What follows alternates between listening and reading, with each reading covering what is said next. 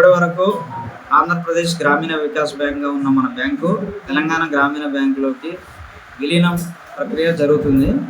మన భారత ప్రభుత్వ ఆదేశాల మేరకు ఏపీజీయూపీ అనే పేరు ఇక ముందు జనవరి 1, 2025 నుండి తెలంగాణ గ్రామీణ బ్యాంక్గా మారనుంది.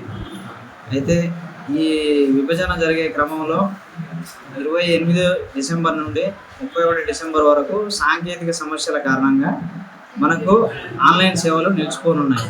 కాబట్టి అత్యవసర పనులు ఉన్న మన ఖాతాదారులందరూ డిసెంబర్ 27వ తేదీలోపు పూర్తి చేసుకోగలరు. కొత్తగా జనవరి 1, 2025 నుండి మళ్ళీ మొబైల్ బ్యాంకింగ్ కానీ, ఏటీఎం కార్డులు కానీ, గూగుల్ పే, ఫోన్పే ఇవన్నీ మళ్ళీ కొత్తగా అందుబాటులోకి వస్తాయి.